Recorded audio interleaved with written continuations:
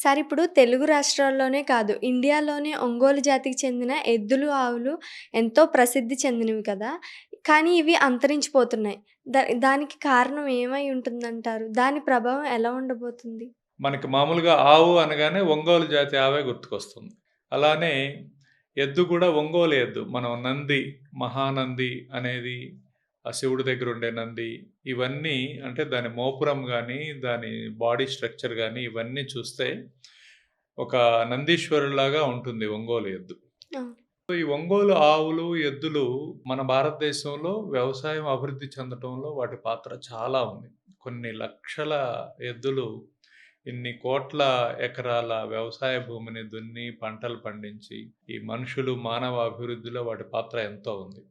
అలానే వాటి నుంచి వచ్చినటువంటి పశువుల నుంచి వచ్చినటువంటి ఎరువంతా గూడా పొలాల్ని సస్యశ్యామలం చేసినాయి. రాను రాను ఎద్దులతో వ్యవసాయం చేయడం తగ్గిపోయింది. అలానే ఇంటింటికి గేదెలు, ఆవులు పెంచుకోవడం అనేది తగ్గిపోయింది. ఈ క్రమంలో క్రమంగా వాటికి దూరం అవుతా వచ్చారు. అయితే మనం ది బెస్ట్ ఒంగోలు చూడాలంటే ఇవాళ బ్రెజిల్ ఎళ్ళాల్సిన పరిస్థితొస్తుంది. అవును సార్. బ్రెజిల్‌లో మీకు ఏటా బుల్ ఫెస్టివల్స్ జరుగుతాయి. బ్రహ్మాండంగా అంటే అక్కడ average height of Ongole bull 8 feet ఉంటుంది. ఆహ్, బ్రహ్మాండమైన మజిల్ స్ట్రక్చరు అవి నడుస్తుంటే కూడా ఎంతో సౌందర్యంగా ఉంటది. అన్‌ఫార్చునేట్‌లీ వాళ్ళు మాంసం కోసమే అక్కడ పెంచుతారు. పోటీల కోసం కొంతమంది పెంచుతారు. బట్ ఇక్కడ మనం వాటిని ఎంతో పూజించేవాళ్ళం. అవి కుటుంబంలో ఒకటిగా ఉండేవి. చాలా ప్రాంతాల్లో ఆవుల్ని, ఎద్దుల్ని ఇంట్లో కట్టేసుకోవడం కూడా ఒక సంస్కృతిగా ఉండేది. కాకపోతే ఇవాళ వాటి నుంచి మనం పాలు తీసుకునేలాగా లేదు. సహజంగా ఒంగోలు జాతి ఆవులు పాలు గూడా తక్కువొస్తాయి. కంపారిటివ్‌లీ అదర్ బ్రీడ్స్ పాలు గూడా తక్కువుంటాయి. ముఖ్యంగా వ్యవసాయంలో వాడుకోవడానికి బుల్స్ కోసమే మనలో పార్ట్‌గా ఉండేయన్నమాట.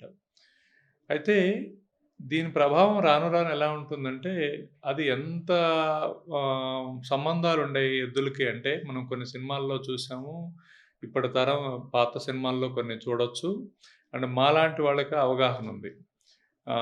అవి బండెత్తుకోవడం గానీ, కాడెత్తుకోవడం గానీ, లేదా చేను నుంచి ఇంటికి రావడం గానీ, ఇంటి నుంచి చేనుకెళ్ళటం గానీ, యజమానిని రక్షించుకోవడంలో గానీ, యజమానికి ఏమన్నా ఇబ్బందయితే దగ్గరుండటంలో గానీ, ఎంతో ఇదిగా ఉండేయి. ఒక కల్చరుండేది. ఎప్పుడైతే అంటే మనం వ్యవసాయానికి దూరం అయిపోయి అర్బనైజేషన్ పెరిగిపోయిందో, క్రమంగా వాటికి డిస్కనెక్ట్ అయ్యాం.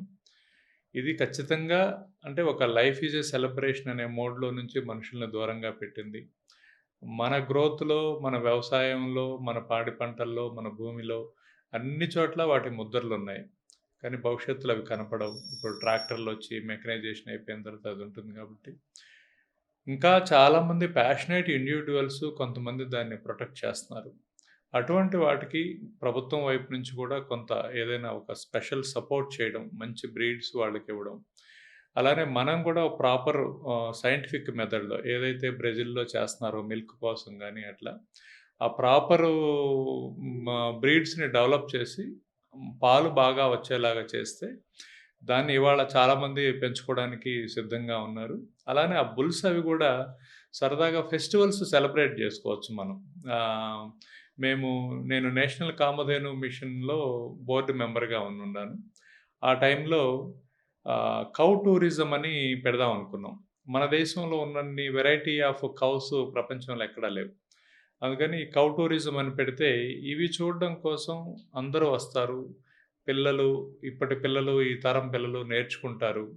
అండ్ మానవ మనుగడతో మనతో పాటు ఇన్ని జీవజాతులు మనతో కలిసి ప్రయాణించాయని నేర్చుకుంటారు.